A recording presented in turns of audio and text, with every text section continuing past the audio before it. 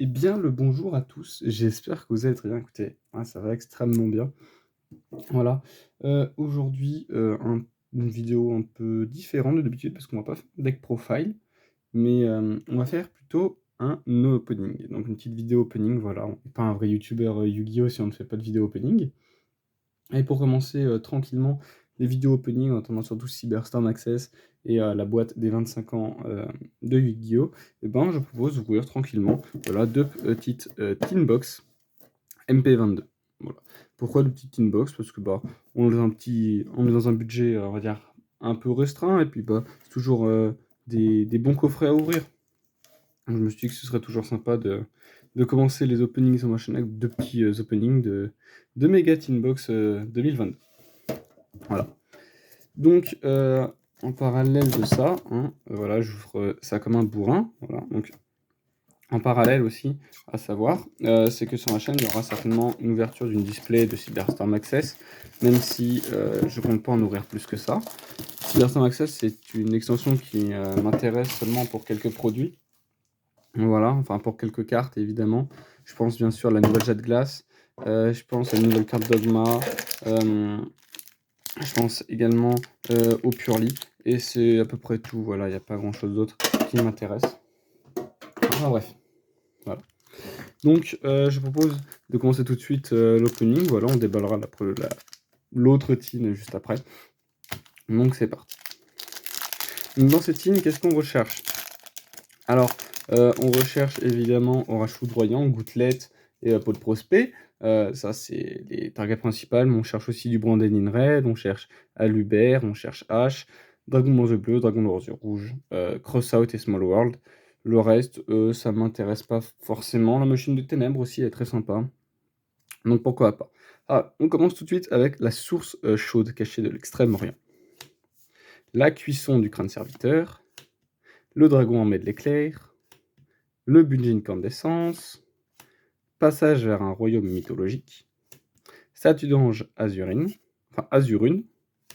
cri du marqué, voilà, pour entamer la première super rare, fût vagabond brise et stri, pour la deuxième super rare, qui est toujours une très bonne super à récupérer, hein. Danger trouble émeute, donc le terrain de danger, hein. Première ultra, c'est pas la plus folle, mais c'est toujours sympathique. Nibiru, excellente carte, Nibiru, je vais permettre de la suivre juste après, et la petite lien 4 Live to Win. Alors, c'est pas forcément dans nos recherches. Voilà, j'en ai quelques-unes déjà. Donc, pas forcément besoin de l'avoir, mais toujours sympa. On va mettre le petit Nibiru ici. Faut pas oublier qu'on peut toujours choper le Branded in Red en rare. Et non, c'est Hibou Neige.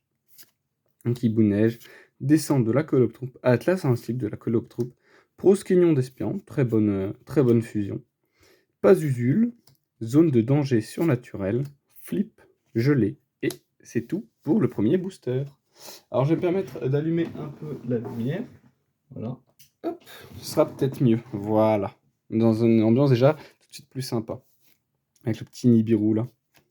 Ah, je suis content pour le Nibiru, je suis content d'obtenir ce Nibiru, parce que bah, c'est toujours une très bonne carte à avoir, et puis ça m'évitera, parce que j'en ai qu'un seul playset, donc ça m'évitera de le changer de boîte en boîte. Bref, voilà, on va éviter de le prendre à l'envers. Donc, vous et AI. Voilà, le focus est mauvais, voilà, merci. Vous et AI. Petite pousse basale de rose. Mine d'étoiles. Diplôme de master.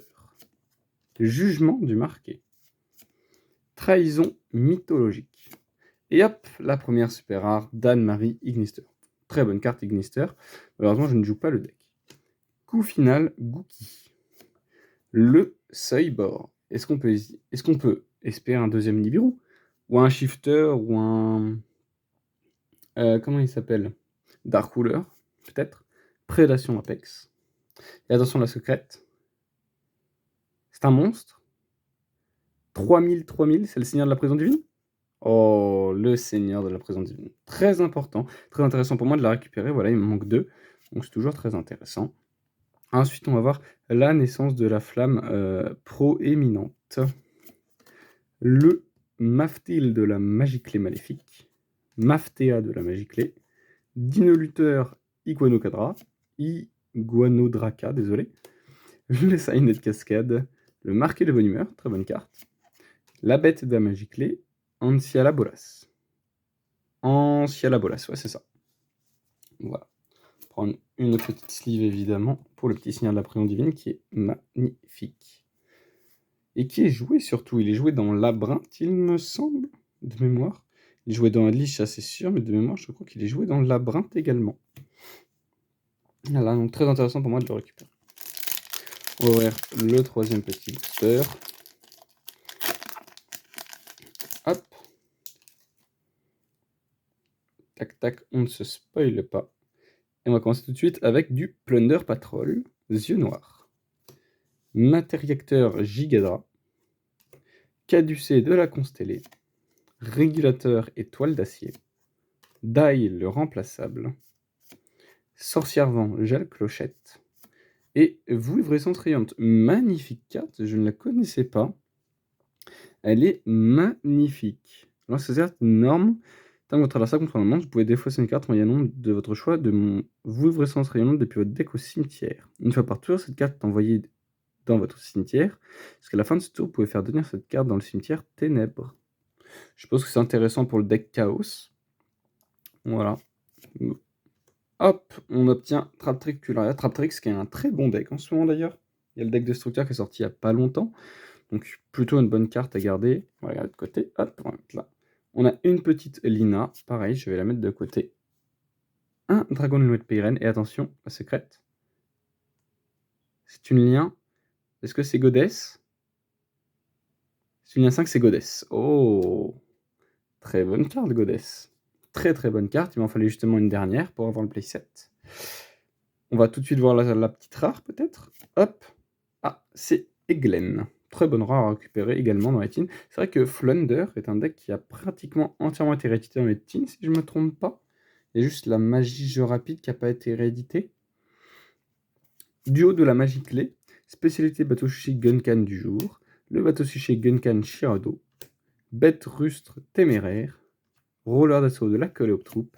Et enfin, un déverrouillage de la magie clé. On va mettre une petite sleeve pour la Goddess qui est magnifique. C'est vraiment une carte super belle quand même, Goddess. Je propose d'ouvrir tout de suite la deuxième petite tin avec vous. Voilà. Hop. On va essayer d'ouvrir ça correctement. Hop. Voilà. Alors, pour continuer, ce que je veux dire sur les vidéos opening, c'est qu'il y aura certainement aussi un opening de la boîte des 25 ans, tout simplement pour obtenir le dragon blanc et bleu dans la rareté des 25 ans. La rareté des 25 ans qui, on rappelle, est semblable pratiquement au Starlight, si je dis pas de bêtises, donc qui est tout simplement magnifique. Et moi, ma recherche, c'est le dragon blanc et bleu, voilà. Petit dragon blanc et bleu, team dragon blanc et bleu. C'est qu'il y a beaucoup de gens qui attendent le magicien sombre ou le dragon Slifer, donc Slifer, le dragon céleste, si je ne me trompe pas. Mais moi, je suis team dragon blanc et bleu, car il est tout simplement magnifique. Voilà. Et on va commencer tout de suite cette deuxième petite boîte avec la statue d'ange Azurune. Vous et AI. La petite mine d'étoiles. Le diplôme de master. Trahison mythologique. Yeux noirs, guide des mers, Plunder Patrol. Et la petite Life Twin, Lila, la friandise. Très intéressant, je les recherche aussi en ce moment pour peut-être le deck Life Twin. Donc assez intéressant pour moi de la récupérer, je vais la mettre de côté. Voilà. La petite Daphné Solera Vallon, très sympathique. Petit ange de loyauté des ténèbres. Voilà, j'ai relâché mon playset il n'y a pas longtemps à un ami, donc ça me fait plaisir de la récupérer, voilà. Ensuite, éclat poussière d'étoiles. Pas forcément la meilleure recherche, mais on a la secrète. On a la secrète qui est un monstre avec 0,1800. Oh, c'est une entrap. Est-ce que c'est H? Personnellement, je cherche une Ghost Ogre et je cherche des H. Ah, c'est Ghost Bell. C'est une excellente carte quand même. Bon, c'est pas forcément celle que je recherchais le plus, mais c'est vrai qu'elle est quand même magnifique. Regardez la rareté quand même prismatique. J'espère que ça rend bien à la caméra parce que vraiment c'est super joli. Voilà. Et Volerniges, le chevalier dragon du fléau. Toujours pas de Branded Inrad. Pourquoi Branded Inrad est, je pense, une carte très peu commune. dans les tins. Alors c'est peut-être pour ça d'ailleurs que son prix a réaugmenté. Voilà, là, on rappelle que la rare, je crois que c'est 3-4 €, si je ne me trompe pas, si je dis pas de bêtises. Voilà, n'hésitez pas à aller vérifier au moment où je vous dis ça. Mais de mémoire, je crois que la rare est à 3-4 €. Pour une rare de tin, c'est vraiment énorme en vrai, quand on y pense. En tout cas, cette deuxième boîte commence peut-être un peu mieux que la première, avec la Goswell. Ah non, c'est vrai que tout à l'heure, on a une Nibiru, c'est vrai.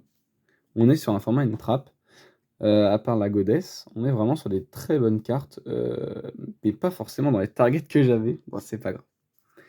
Le petit caducé de la Constellée, le régulateur étoile d'acier, sorcière vent gel clochette, matériacteur Gigaborus, très jolie carte, je ne connaissais pas du tout. Alliance Zexal, d'ailleurs vous dites Zexal ou Zéal? Parce que beaucoup de gens disent Zéal. Attends, je refais le focus, voilà. Moi je dis Zexal, voilà. N'hésitez pas à me dire dans les commentaires ce que vous dites, évidemment. Le petit courrier à sens unique et la roi des bêtes déchaînée pour la première super rare. C'est une bonne piège, mais que je ne comprends toujours pas pourquoi on a alpha. Peut-être parce que ça renvoie les cartes dans la main, comme l'effet d'alpha, mais peut-être pour ça, ouais. Livre de l'éclipse lunaire. Oh, c'est une bonne carte à récupérer en ce moment. Même si elle est beaucoup moins jouée que les deux autres, qui sont Livre de l'éclipse et Livre de la lune. Ça reste une très bonne carte à récupérer. Fût vagabond brise et toucan. C'est pas la meilleure des Flunder, mais c'est quand même une carte sympathique. Beerbroom, Tribrigade, le saccageur en fureur. Ça tombe bien, j'en avais qu'un seul. Donc le récupérer une fois de plus, ça me dérange pas du tout. Et attention, pour la secrète, c'est un monstre X6 2000, c'est le Dritron mu Beta Fafnir. C'est une bonne carte à récupérer également. Et on a le bâton Arcdémon du désespoir, Tinola jet de glace. Voilà, alors ça c'est un truc dont je vais parler, les jets de glace. Voilà, parce que dans le lore Albaz, alors on parle pas beaucoup des jets de glace, je veux dire, dans la méta actuelle. Dans le lore Albaz, on a Sword Soul, on a Albaz, on a Despia, qui sont très forts, qui sont toujours jouables. Mais c'est vrai qu'on parle pas de jet de glace. Mais alors, jet de glace, moi c'est un archétype que je trouve absolument sublime et que j'adore. Voilà. Vent stellaire Volfrayette, Conduit brave, Bête de la magie clé Anciala Bolas, Festival Farstar et Lancier d'art de la Coléoptroupe. Allez, le dernier booster peut-être pour l'exploit, le dernier booster de la vidéo. Voilà, donc j'espère que cet opening vous plaît. Voilà, c'est le premier opening que je fais. Je vais pas vous mentir, le setup de vidéo est peut-être pas le meilleur, mais moi ça me fait vraiment plaisir d'ouvrir ces cartes, surtout en direct. C'est la première fois que je le fais, donc ça fait vraiment plaisir. Enfin, bref, on commence tout de suite avec le volatile Métalphose. Le Carpiponica, bête mystique de la forêt. Gizmek Inaba, le lièvre sauteur de Hakuto. Eda, la magicienne du soleil. Marqué en blanc, très bonne commune. Est-il marqué en blanc qui joue en x1, je crois, dans le deck d'Espia, si je dis pas de bêtises. Yamorimori. ZS, Sage Armée, très intéressant, c'est pour le deck Utopie, de l'avoir réédité, surtout comme ça dans les teams.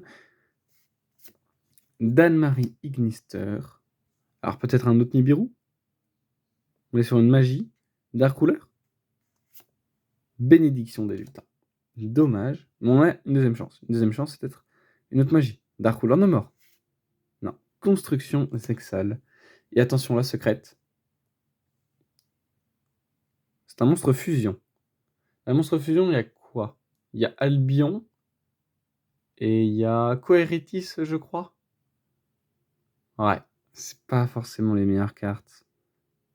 À 2005, c'est Coeritis d'Espia. Bref, c'est une jolie carte.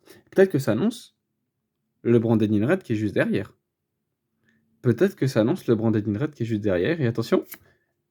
Ah, c'est la fusion Metal Para. C'est une carte de fusion, mais c'est pas la bonne. Dommage. On va terminer avec les Signet Cascade, le batteur léger de la Coléoptroupe, le flip gelé, déverrouillage de la magie clé et le méca mousquet de la magie clé, bateau briseur. Ah, il y a une autre carte d'ailleurs, désolé, le Meftil de la magie clé magnifique. Magifique. Et bien voilà, écoutez, je vais sleeve quand même le petit Coeritis et le petit Dritron Mu Beta Fafnir, qui sont quand même des bonnes cartes à récupérer. Écoutez, j'espère que cette vidéo ouverture vous a plu. N'hésitez pas à vous abonner pour suivre les prochaines ouvertures que je ferai sur la chaîne. Et en attendant la prochaine, je vous dis tchuss.